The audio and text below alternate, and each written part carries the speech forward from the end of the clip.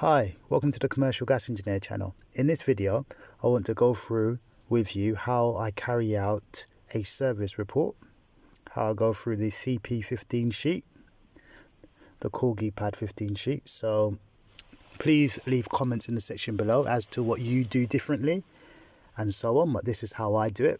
So basically, job address, I put the company address. This is just an example. So I put the company address. I try not to leave any gaps. So I try to make sure I have the postcode in. I try to make sure that I have the telephone number if it's available. Sometimes you can Google these if you don't know to hand the address that you're working at and the precise postcode. I tend to cross out the client details. I don't like leaving anything blank, or you can put a big NA sign for not applicable. But I don't like leaving boxes blank because I may make a mistake and leave something unfilled in. So moving on to registered business details. So I put the registration of the company, gas registration number of the company that I work for, or my own company, and then company details, put that here, and then address, and then the postcode and the telephone number. There's no reason why you shouldn't have all those details. And then for details in this box here for appliances, I put where it is. Sometimes it's difficult to put more specific detail. If the box is bigger, you can put like basement plant room, because sometimes sites have more than one plant room, or you can sometimes write up here which plant room it is. Or you can sometimes, even because there's not enough boxes, you can say one of two in order to indicate that there's another service sheet if you have more than one appliance. I do believe it's good to cancel out the boxes beneath so that nothing can be filled in after you have given the sheet in, and also to just remind you that you've not missed anything out. Okay, and then in the next box, appliance type, I like to write if it's gas. Obviously it's gas, but what gas appliance? So gas boiler, because it could be dual. It could be like a gas and oil burner. So I write gas boiler 1. It could be a burner, for instance. But gas boiler 1, gas boiler 2. And then you've got ideal, the make, and then Eva Max. Do write the serial number, or at least something to indicate what boiler it is. Sometimes if there is no serial number, write unknown or defaced or something of that nature, unreadable. And then the burner manufacturer.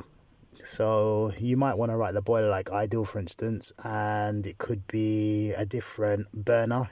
You could have a package burner, full shaft burner, for example. So you can write that in here if need be. People don't tend to do that, but they would just tend to write. Sometimes people write the burner over here like Riello, or people will put the boiler on here, for instance. It's up to you. Let me know what you do in the box, in the comments below. So obviously open flue are appliances that are taking air from the room for combustion.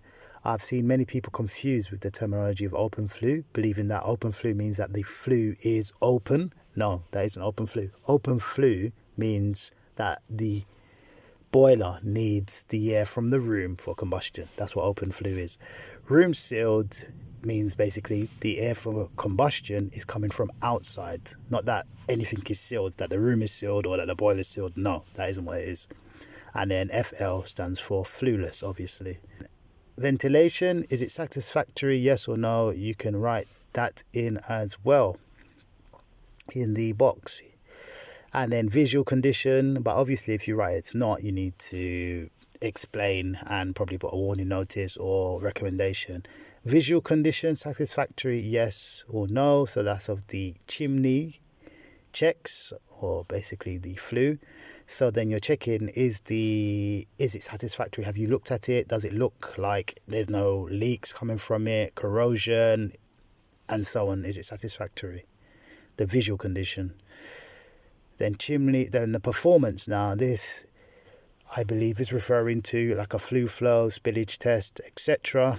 So did it pass, for instance, like on an open flue boiler or on your combustion. Appliance service, yes or no. And then is the appliance safe? Yes or no? If it's not, then obviously you need to write something about that. moving on now to the combustion readings. Some people like to print out their readings and leave it on the boiler. Some people do not like doing that. Some people just log the details. Some people take pictures of the details and upload it to the job. Things of that nature. It is good practice to print out the combustion details as evidence. Take a picture of it as well, because you never know whether that is something that will get you out of court. It's a legal document. For some reason, I don't know why we write in every single figure. Maybe it's for us to realize what we are writing in our combustion, but to just print it out, I don't see why you can't just print it out and attach it. But this is very time consuming, having to write it out. I've just put examples there. This isn't actually any figures you should go by. So I crossed this bit out here because it's not being used. You could use the tedious task of writing NA or just leaving it completely blank, but I don't like leaving boxes blank on any form, and it helps me. I believe it looks more neater, and it reminds you that you've filled out every box. For appliance number one, sometimes you could have burner number one. You can have one boiler, but you can have a burner. You could have two burners on it, so you could use one for one burner number one and one for two for burner number two, for example. Also, sometimes on these sheets, you may leave the third box for all appliances running, like on some modules, you'd run all 4 boilers at the same time in high fire to see what combustion performance you receive if they're like on a shared flue. Okay, so for example, on an idle super series, you would potentially run all 4 units, all 4 modules at the same time in high fire in order to get ready, so you could leave a box open for that. So kilowatt, where would I get the kilowatt rating from? So I would have to do a gas rate to get my kilowatt rating, and the manufacturer's instructions or the inside of the case's data badge or the outside of the case's data badge may give me an indication of what it should be in high and low. Sometimes some also ask you for the different worksheets. Service sheets will give you an option to put in how much cubic meters of gas it's burning an hour and so on. That's also, you can convert that to a calculation, or you can do a gas rate check.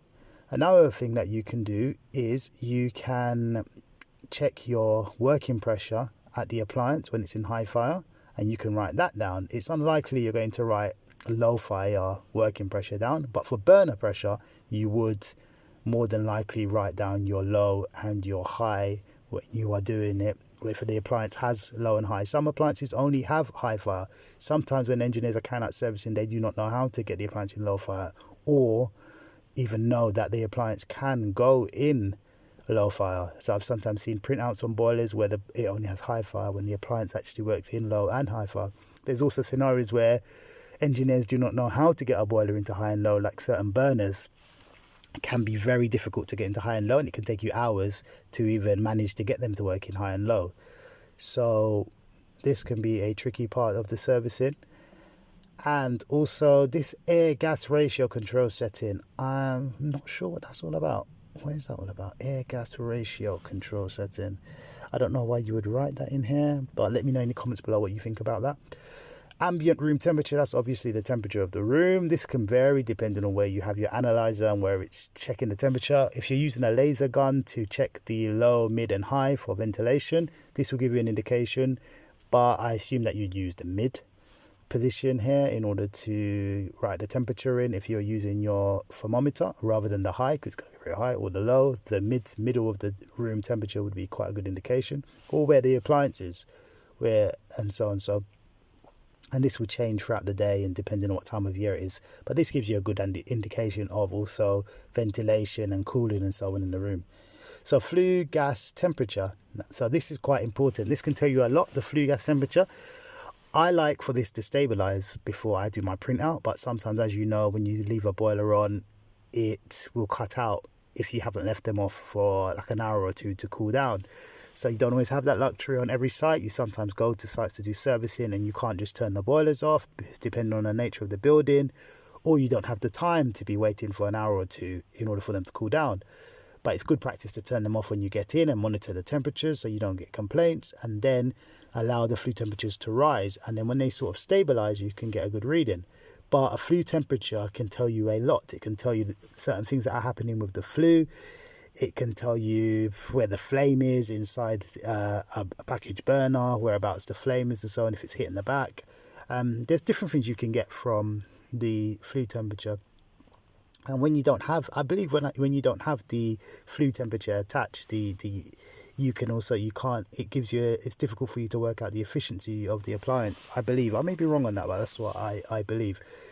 Flue gas net, I don't tend to do that. I also, going back to flue temperature, I do notice that on many appliances, not on everyone, because this can work out, because you tend to take the high first on a boiler, then the low. It's good practice to do that. Take the high reading, then the low. And then sometimes by the time you take the low reading, the flue temperature can still be slightly higher, but more often than not, I find that the flue temperature is higher when I do my high rate than my low, depending on what kind of boiler I'm working on, but that's what I tend to get. Also, flue gas temperature net now. Usually I don't write anything there. Flue draft pressure. I remember I used to be confused thinking, what is flue draft pressure? What is that all about? Is my analyzer going to tell me? Then I realised what this is. Obviously here you see it in millibar. It's like if you check the pressure, you just like attach a manometer and put the hose inside the flue. You may have seen me do that on one of my videos. You can see the flue draft pressure with for instance, a manometer and some tape, or a specially designed, should I say, like probe, or so that you can attach the manometer to. You'd be able to see the pressure, but you can do it in the cheap and cheerful way of just getting your manometer that you would use to check pressure, put it inside the flue. Hopefully it doesn't melt.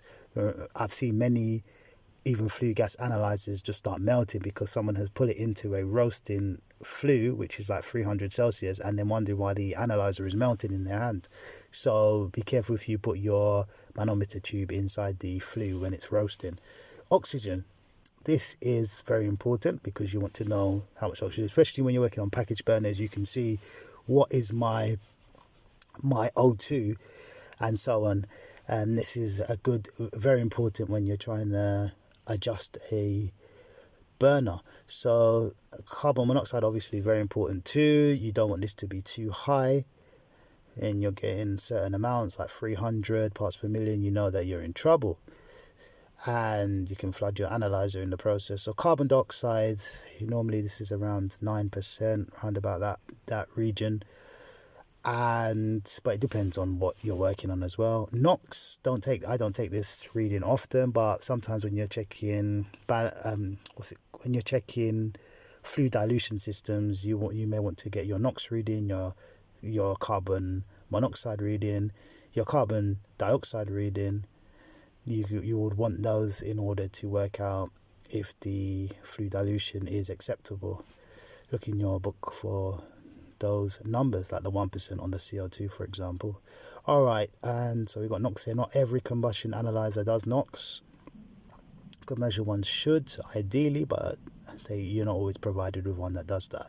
Excess air is an important reading for me. This helps me to know how much ventilation is left afterwards when the combustion is taking place in the room. It gives me a good indication of how much, I believe, extra air is left in the room. That's what my understanding of it is. So excess air, if it's like 10%, I believe that the room hasn't got much ventilation, and I investigate.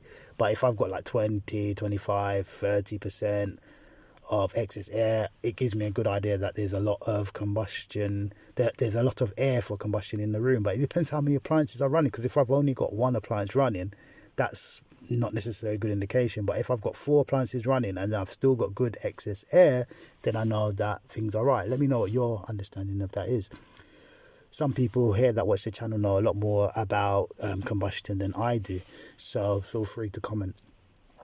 Okay, the ratio here, the ratio obviously wants to be below 0.0040 in most scenarios. You want it as low as possible. It's nice when you get all the O's. I know people that pull their hair out if it's all zeros, and they want at least a 1 at the end. And the gross efficiency is nice when it's like 85 to 90 and so on. That's what those sort of numbers, but you can't always get that. Sometimes they're very low. And then CO, flue dilution, ppm. So this, I believe, is when you've got a flue dilution and you're checking the parts per million of the carbon monoxide there, so people can put their readings in. But that isn't the only important reading on a flue dilution according to my gas book. There's more readings you can take for them to be acceptable once they've been mixed with the air. All right, then down here you have additional checks. Just one note, you see here where I made a mistake. What I would say to you is that if you've got a sheet, because this is a legal document, it doesn't, if you're not paying for the sheets, more than likely, even though they can be expensive, I don't think like this is acceptable. Okay, it's just a little error, but better to just rip it up and start again. I think worksheets should be as clear as possible, and neat as possible, and also the writing should be clear. Try to make sure the writing's clear for the next person to read. Okay, air gas pressure switch operating correctly. What is this talking about? I think I always struggle with this question. What is that? Air gas pressure switch operating correctly? What, the air pressure switch on the boiler or the gas pressure switch on the boiler? On a package burner, you have an air pressure switch, which is there for safety, to ensure that there's enough gas going and that there's enough air going into the burner. And then sometimes you have a gas pressure switch, which indicates that there is a minimum amount of gas. Sometimes there's also high pressure gas, which is on burners. I'm assuming that's what that could be, but I just tend to always write yes in every scenario on that, or not applicable.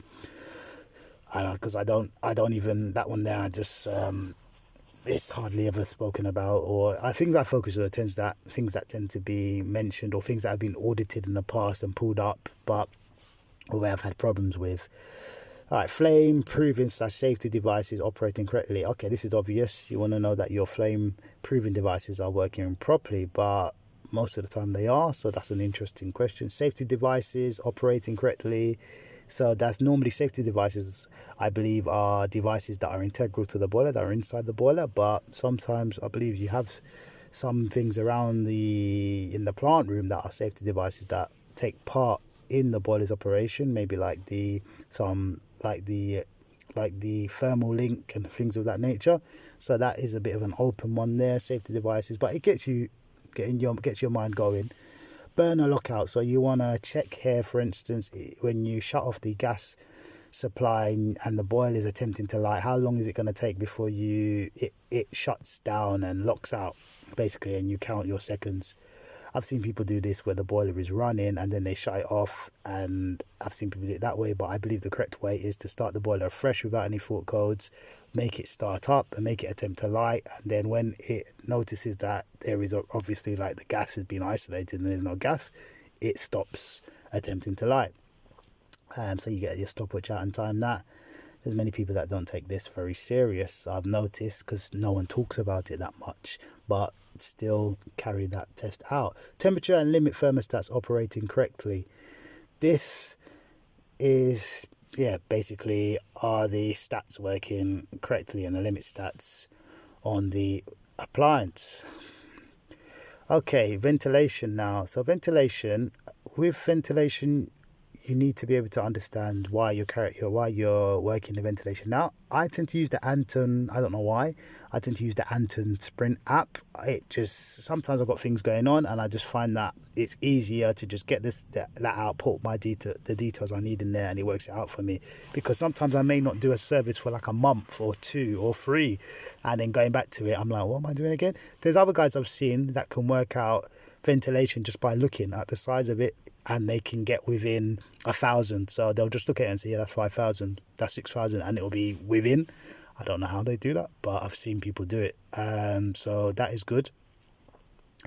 Also, you need to know about what to do when you don't have the right amount of ventilation, what to do next, and so on, because sometimes people go crazy and shut boilers off, which is acceptable if you follow the unsafe situation guideline, but do understand what you're doing and why the laws are there, and so on, and when you can leave something to run, and so on. Mechanical ventilation is something here that you have to write, so you need to have how do I say this, anemometer, in order to work this out, in order to get you don't have to spend loads of money on these. You can get them reasonably priced on Amazon, hopefully one that works accurately. And then sometimes the lovely people that install the fans, the inlet and the extract, will actually put the speed where it should be on it. And then the interlock basically is when it's turned off, will the boiler stop operating? So you want that to happen. Is ventilation satisfactory? And then you say yes or no according to your test. Gas booster / compressor operating correctly. A compressor, I don't know why it's talking about a compressor here. Compressor operating, what would that be in relation to compressor? Well, you can probably tell me in the comments below. I know there's compressors. Well, when am I testing the compressor when I'm working on a boiler? Well, okay, please tell me that. Gas booster. No, okay, I know what a gas booster is. So you need to find out if the gas boosters are, you have to have your gas booster ticket, and you have to ensure that the gas booster is operating correctly. If you don't have your gas boosters, you need to get someone else with boosters to do that. Gas installation tightness test carried out. Yes or no? If you say yes, then you need to carry out a CP15 form. I'm going to make a video separately on a CP15 form, although I have done them in the tightness test videos that I've done, so I may not do that. But at the same time, you haven't seen the form filled out per se. You may have seen a digital form, but not a written one. And also, this is just one of many forms on this particular CP15 that I'm doing that you've seen. There are other versions. Gas installation pipework adequately supported. So do go around and fill and just move the pipework and see that it is supported, and you can put recommendations in the box. It doesn't hurt to do so. Gas installation pipework sleeves labelled, painted as necessary. Go and walk around the plant room and check that it is. It doesn't hurt also to label them if you have any sticky gas tape with you. If you have any gas sellotape with you, put that on. Interlocks operating correctly. Check that the interlocks are working on your gas pipework. You know, you can hit the solenoid if you want to. Some people aren't brave enough to, but you may not need to. But there is other gas interlocks that you can check. All right. Safety information. Has a warning notice been raised?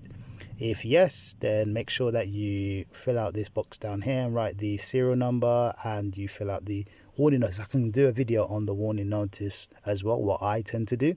Remember to do your own due diligence with all of this. Contact gas safe, contact your line manager and so on. Look in your gas book. Have danger, do not use labels being attached. So you need to write here what's necessary. Has the responsible person been advised? Okay, so now back up to here now. Details of work carried out. Okay, so service and tightness test is what I carried out. That's what I tend to write. If it's a local tightness test, I write a local one carried out in the plant room, for instance, local tightness test. Or if I manage to get to the meter, or if the meter is my responsibility, I write service and tightness test, and that's all I write. Detail, and then I tend to make sure that there's no space for someone to easily write much else, and also to remind myself that that is done and finished. Tell me what you do. Details of remedial work required. I believe that as well, when you've got this box here, if I was auditing these sheets and I constantly saw someone not writing anything in these boxes here, I would start to doubt whether the person has actually gone to the site. So try to find things to write here, even if they're not at risk situations or ID situations. Write little recommendations here. For instance, more ventilation for cooling required. You can write that in there if you feel that their combustion is good, but they could do with a little bit more ventilation, as the plant room was a little bit on the warm side. No trap on the condensate, for instance. Pipework not painted, for instance. You can put that if you see it. Look for these things in the plant room. Flue needs more clips, for instance. Stiff ECV handle. You might find an ECV handle that you can shut off, but it takes a bit of muscle to do so. You can write that down. No bonding at the meter. These are just examples. So try to show whoever's looking at this that you actually were there and you were looking like an investigator for something. Okay, then print your name, write your name here, then put your own license number, sign it, date it, and that's about it. And then keep a copy.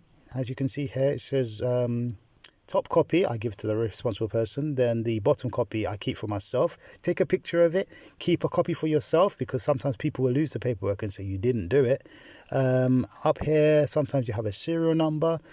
And that's about it. One of the things I find annoying about these sheets is that they tend to rip when I pull them out.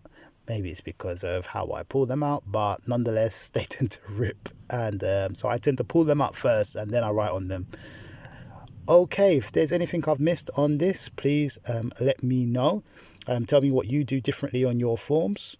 Okay, I hope that's helped. We don't know everything. Everyone does their thing a little bit different. Bye bye bye.